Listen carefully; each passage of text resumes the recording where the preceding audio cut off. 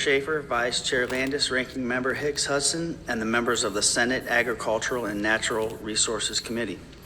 My name is Nate Heiser. I am honored to be here today to support Senate Bill 119. Thank you for giving me this time to speak. I would like to read my letter and then go over some of those attachments that I sent to you. That's okay. To be clear, I am not an environmentalist, and nor do I have an agenda. I only want what is right for our citizens. Over the past 5 years, I have attended numerous public health hearings with regard to OEPA issuing more permits to the landfill. I have noticed one common denominator. The citizens have never once come out as the winners. Our voices are never heard. I have also heard over and over what the high-paid public relations firms will prepare for them to tell you. First, you will likely hear that Wind Waste Innovations is doing a much better job than previous owners. I can tell you they have said the exact same thing about every past owner, such as Tunnel Hill Partners, Wheelabrator, and all the other companies before them that have changed hands so many times. We always hear about how they are better until they prove to be the same. If wind waste is so much better, why were there 2 recent violations? Which I do have copies for you. Why were they careless when installing the liner, which could easily be punctured by construction debris that includes nails and sharp objects? Our community is counting on that liner to hold up. Why are trash pickers being used to provide oversight of the liner installation, according to comments made in the newspaper by Ben Nutter? Shouldn't the EPA be on site for something that important? If wind waste is so much better, why have they had 14 different supervisors in a 2-year period? And that's according to a past supervisor. Next, you may hear that the gases pose no health risks. We were given information from the Ohio Department of Health that lists health risks associated with hazardous air pollutants. And we strongly disagree. When they say that, they simply mean we're not at risk of falling over dead immediately. But we are not free from long-term health risks. It's always a matter of semantics. Next, you may hear them tell you they're in substantial compliance. Please understand, substantial means that they are not compliant. This word is in the law to provide companies time to get into compliance. Substantial is meant to be short-term. They have always been out of compliance and remain so today. Consent orders go back as far as 2001, and you cannot undo past environmental damage. Our lungs don't simply improve, even if they fix a problem that has existed for decades. Next, you may hear we are all just people with an agenda, or we are against economic development, or we are anti-landfill. None of us are members of any environmental group, and we have much better things to do with our time than try to ruin their business. We simply want a level playing field for all businesses in the area, and we want to live without fear of disease and loss of quality of life. If they managed their business, we wouldn't have to be here today, away from our families and our own businesses. A normal landfill is about 200 tons a day. Our landfill is going to grow to 12,000 tons a day. The people who are profiting live in gated communities far away without a care in the world about us. Next, you may also hear that they have no violations in recent years.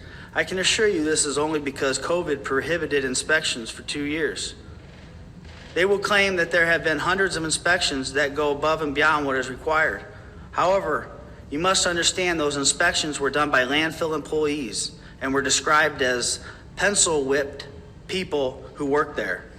There's absolutely no way to inspect ground cover if you can't even get to the active site to measure.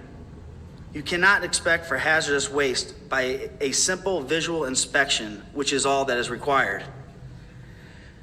You will likely hear from them that they contribute to the community. They donate relatively small sums of money to certain groups outside of the host agreement in order to gain favor. Though donations are no different than what most companies do, and they never donate to the host city. The city of Fostoria is giving no tipping fees, grants, or even money to pay for recycling. We are currently giving nothing. You will likely hear trash should increase to our area because it's commerce. We strongly disagree with that. But even if we could agree, it should still be required to be inspected and handled safely. Currently, one cell is completely unlined at the landfill. You will likely hear that they are doing us a favor by installing a very expensive gas containment system. This system was required many years too late, and it was only mandated by the consent order. The system is still not operating today. Today, we are still breathing high hazardous gas coming off the flare that is creating a greenhouse gas. You will likely hear about how they employ 50 to 100 people. We appreciate job creation, but again, not at the expense of 55,000 lives that live in Seneca County. You may also hear that Ohio exports trash. Please know that we import approximately 5.8 million tons and export 1.3 million tons. That also includes tonnage going to surrounding border states. If a community lives on the edge of two states, most exported waste is done to comply with hazardous waste laws and is an added expense in order to handle it responsibly. The East Coast is known to send us shredded and unrecognizable trash in rail cars. The term cocktailing has been used to describe mixing hazardous materials into rail cars to avoid high cost of hazardous waste disposal. Several companies have been fined for doing this in other areas, so it is always a concern. You may also hear about how the water is perfect. We have seen reports going back to 2015 that show elevated arsenic, TDS, chloride, and other contaminants that are always brushed off as naturally occurring, or they are still below the EPA standards for immediate harm. Many things aren't tested, and many test results have no history or interpretation attached from the lab. The lab used is also employed by the landfill, which creates a conflict, and the lab wasn't EPA certified until recently. We need better testing with increased funding. You will likely hear that they are in full compliance, but you should know that they are operating currently without a PSD permit, and they are operating without their yearly operating permit, which was just denied by the Board of Health in December and is currently under appeal. I hope this helps you to understand why there is a wide difference between our two stories. This bill would be a great first step towards rectifying years of harm. Please consider voting yes to this bill to protect current and future generations from harm. Okay, thank you very much. Appreciate you coming in. Any questions? Am I allowed to continue? Oh, I'm sorry, did I cut you off? No, you didn't cut me off, but I had some Please do. some other stuff that I didn't mean to interrupt you if I did. No, that's okay. I tried to send some stuff yesterday that it would not send through my computer. Am I able to hand that to you today? Sure, yeah. Some documents? Absolutely. Thank you. There's one for you. Okay. Thanks, sir. There's another copy, and there's another copy in case somebody else would like. Sure, thanks. I'll give that to you. Okay, I'll just like to start at the top here. There it is. Okay, these are, I'm just going to briefly go over some of these things. This is the House Bill 397. I circled it down below, section 3714.02. It says the Director of Environmental Protection shall adopt, and may amend and rescind rules in accordance with Chapter 119 of the revised code governing construction and demolition debris facilities and the inspections and issuance of permits to install licenses for those facilities. These rules shall ensure that the facility will not create a nuisance, fire hazard, or health hazard, or cause or contribute to air or water pollution. These rules shall establish all the following. So, this is just one instance where the EPA has not followed through with a bill that's already in place. So we can go to the next one. This one here, I hope it's in order for you. So at the bottom where I circled, Attorney Bauer, he was actually here earlier. He was speaking for a different county, I believe it was Jefferson, but he also represents the Solid Waste District and their legal team. Bauer applauded, and this is the minutes from the meeting. This is coming right out of their minutes. Attorney Bauer applauded Representatives Reinecke, and this was a while back. This was 2018, I think. Applauded Representative Reinecke's letter in trying to address these issues and is disappointed that the OEPA has not responded. The compliance history at this facility has been challenging at best for a very long time. Attorney Bauer went on to discuss some of the details held within the 2008 and 2013 consent orders. Attorney Bauer feels the OEPA should be requiring the landfill to be doing a better job on following up on these issues and furthering. In his view, OEPA should be taking a stronger enforcement stance with the facility by reminding them they are currently under the terms of a permanent injunction to operate the facility in strict compliance with Ohio laws. Attorney Bauer stated that if the OEPA is truly making an effort to create more of a consistent scheme across the state, that would be fine, but don't eliminate the existing system until the new system is in place. OEPA is not being accountable. Chairperson Ryder suggested that we take advantage of having new leadership in the state of Ohio, suggesting that Director Washman and Attorney Bauer might work together on a letter to address these issues while keeping Representatives Reinecke and Arndt involved. Discussion from the board members were that patience has run out on these matters and it's time for action. That was the attorney representing the Solid Waste District.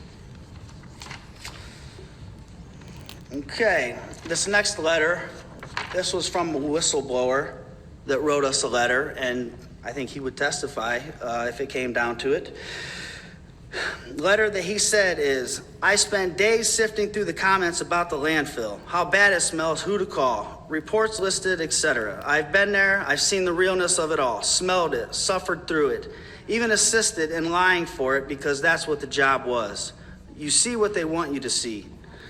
When I first decided to go out there, it didn't seem too bad. I mean, a landfill is supposed to be gross, right? Pay is awesome, benefits pretty nice, could take care of my family, right? But then it gets real. Long hours away from your family. Then, what am I picking up or breathing in? Disgusting. What is it we are picking up? You name it. Trash from other states, and just picture things we throw away. I always thought that needles and other medical supplies were disposed of safely, but that comes here too. I've seen blood-soaked gauze by the bagful. The smell is horrid. Needles, face masks, scrubs, gloves, nasty mattresses. C&D, huh? That's what we take pictures of for your proof of what goes in the landfill. The stinky trash, we just ignore it. No pictures of those. And what's in stinky trash? Everything from clothes to rotten food, dead animals. I've seen it. I've picked it up. Oh yeah, the amount of trash hauled in is also a lie. Weights were made up. And then send a bill accordingly. Oh, you were slightly over this month, you're being charged more. Yeah, you get the idea. Then there are those dirt cars that were railed in, pretty dirt. Blue, green, purple, red, and even this thick gray purple mud stuff looked like ooze, which we were told not to worry about. However, I had an awful rash from the waist up for the weeks we were shoveling those out. Now all this big fit about the smell. What about the wildlife? Geese, seagulls, ducks, raccoons, rats, mice, dogs, foxes, etc. The birds that float around on those ponds eat and drink off the land. They travel to other locations to die right there. I've seen dead cranes in the ditches, bones to dogs and other animals just get tossed in a bag and goes right back on the hill. New cells are protected too, right? The cells we spot for sharp objects, tires. This is a new thing only when certain people are watching. Some tires do get picked out. However, most of them just get reburied. The stacks are good for show.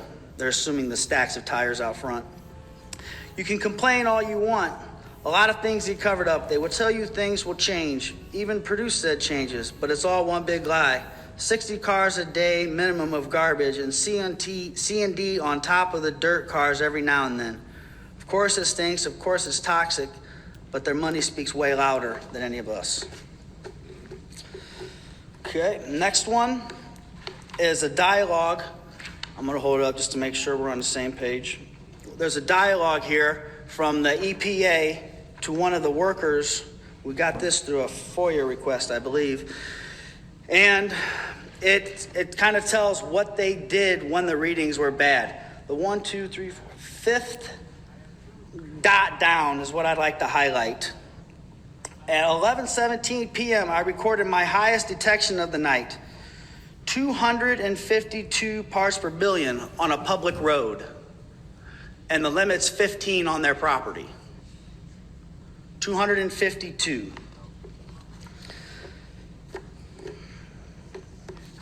I would like to move on to this next one. Actually, this one was behind that one, but this one correlates with this dialogue between the EPA, and it's got the limits on there for hydrogen sulfide. And it says, it goes down, you see the concentration and the symptoms. You go down, it says 2 to 5, prolonged exposure may cause nausea, tearing of the eyes, headaches or loss of sleep, airway problems, bronchial constriction in some asthma patients. That's 2 to 5. There are 252. 20, possible fatigue, loss of appetite, headache, irritability, poor memory, dizziness. This is coming right off our OSHA site. Try to keep people safe. And then it goes on 100, 150, 200, and so on. 200 to 300, marked conjunctivitis and respiratory tract irritation after 1 hour. Pulmonary edema may occur after prolonged exposure. 200 to 300, they were at 252. The next letter that I have here was talking about the characterization of waste and fees. So instead of reading this letter, I'm just going to tell you a little bit about it. So the mischaracterization of waste, how this started in 2018 and before through the solid waste district, and I believe some of the opponent testimony today will fall in line with that. There was pulverized debris. Couldn't determine what waste was solid waste, what waste was C&D. So they had somebody out there taking pictures of the waste, turning the waste in, so that's how they would change the fees, because municipal solid waste was more than C&D. MSW was more than C&D. So they wanted C&D, no MSW. So they considered pulverized C&D as actual C&D. And so there was a big dispute. And then in 2019, and keep in mind, that was the only oversight they had on the transfer station when they're unloading the rail cars. That's the only oversight they had. So they went into this host agreement with previous Seneca County commissioners and the other commissioners from the 2 other counties, and they amended this host agreement. And what that did was it took away all the oversight that we had at that facility. So no more taking pictures. They changed 1 classification or 2 classifications into 1. They raised the fees to make it enticing for everybody to sign on to it. But that took away the oversight. And when they talk about that at other locations, they still have a separate fee structure. But this was changed in order to take away the oversight. Last time I was here, we had questions. I'm going to go to this next page. Last time I was here, you had questions about the fees structure. So the solid waste fees, construction and demolition fees, right there it'll tell you exactly how many cents per ton all those agencies will get. Solid waste district, solid waste fees, EPA gets $2.50 a ton. Construction and demolition, Bree, 40 cents per ton. So you can kind of look around on there and take a look at that at your convenience. I'm going to move. So just a couple points I'd like to touch on. The EPA has several times mentioned best management practices. This a guideline that you're supposed to follow. Most landfills are supposed to follow this best management practices. The EPA, if they don't have an answer for a question, they'll say, well, they're supposed to follow best management practices. So it's a process, and I have a book about it. But the EPA has not followed best management practices in 25 years. Second, the town filed a class action lawsuit against the landfill because things got so bad. The settlement, they asked for no money. Instead, they asked for a gas conversion system at the site to convert it back into natural gas and feed the town for an extended period of time for a discounted rate. It's the only way that we're going to give the community back any kind of relief. So we said, okay, no money, you put this system in, you gloat about putting this system in all the time. It's the new state-of-the-art system. Well, they refused, and they didn't even think about it. And when they did refuse, excuse me for a sec. They refused a settlement without any consideration, just flat up refused it.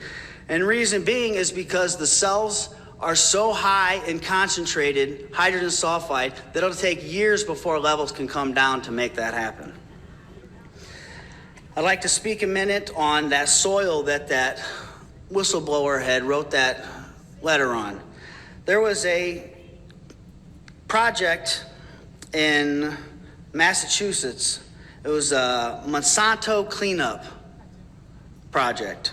Monsanto Chemical Company, the Wynn Casino bought it, and they needed to clean that site up. So there was 456,000 tons of contaminated PCB soil. In that state, 20 is the limit for concentration on that PCB soil. So that soil could not meet 20. Ohio is 50, more than double. So what they did was, they said, well, let's ship it all to Ohio because it falls under the standards, which are outdated. So what do? They go to the EPA and they go to the health department and they get waivers for this soil. So the EPA signs off on it. Says, okay, yeah, you can bring the health department, signs off on it. No special handling requirements. They want to bring this soil in as cover soil on top of the cell. They get a waiver to do so from the health department. They get a waiver from the EPA, and they also don't have to pay the fees for that soil coming in because it's not considered waste. They're using it as cover soil. So those are the kinds of things that we're dealing with. When waste is, they got two of them in the top 10. Number 6 and number 9 in the state, top sulfur dioxide polluters. 2 in the top 10 of the state. So the health department had a third-party independent firm do an analysis on the landfill, I believe it was last year. Just a few of the comments he made are, their sulfur dioxide emissions are 20 times the legal limit. They've been in violation of the Clean Air Act for decades. They're in violation of the consent order for over a decade, and the readings were compared to a nuclear power plant. They have no PSD permit. There's been fires at the landfill, and the grade is so steep that our trucks couldn't get there. So it just had to burn. Until finally, someone took one of the landfill trucks and went up there and put the fire out. Unsafe. In 2019, Tunnel Hills, I think was that, yeah, Tunnel Hills was their name at that time, lied about over 500,000 tons of waste coming into the facility. They underreported, the scales weren't working, and they had to pay a settlement. Just another reason why we can't trust the landfill. I have never seen agencies align such as the Seneca County Commissioners, the Board of Health, our current local city council. Everyone wants the same things. Mr. Reinecke, we all want the same things. We are aligned.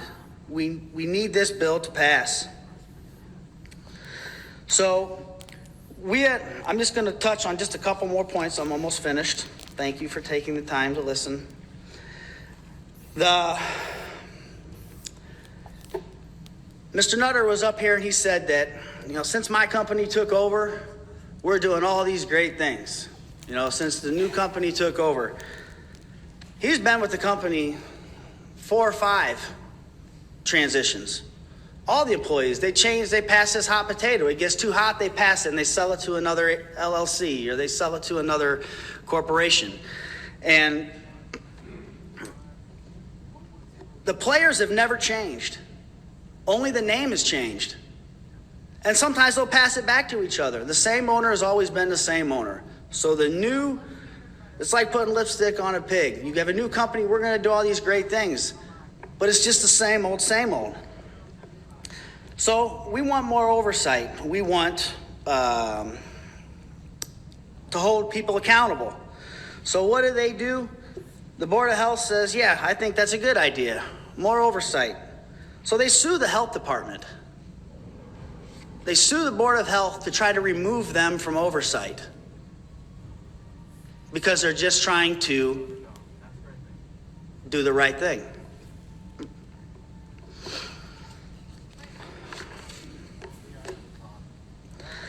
I hear a lot of these guys talk about fees, and that just seems to be the basis for their argument. And just like a woman said earlier, they haven't raised since 1992. Everything that we've ever came across in the last couple years has skyrocketed in terms of price. Food, groceries, all those things go up. And people are just expected to, make do or get by. Well, you know what? They should have been expecting an increase sometime because it's been 30 years. That should have been changed a long time ago, and I'm glad to see it on the bill.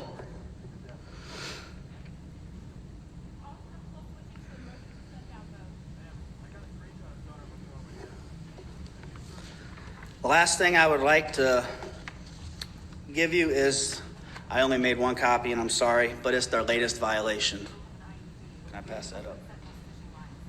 They were pouring waste outside the boundaries, acceptable boundaries, and they were not, let me back up a sec. So when you put the new cell in, you're supposed to put the liner down, you're supposed to put a certain amount of sand, you're supposed to put a certain amount of MSW before C&D material because it has long, like 2x4 sticks, things that could puncture the liner. So they went out there and both of those things were true. They were putting C&D material on top of the liner and putting waste outside the boundaries. So sorry to take so long, but I just wanted to make sure that you got everything that you needed. That's all right. Thank you very much. Any questions? Thank you for the research, too.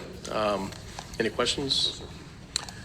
Very good. Thanks again for coming in, and thank you for the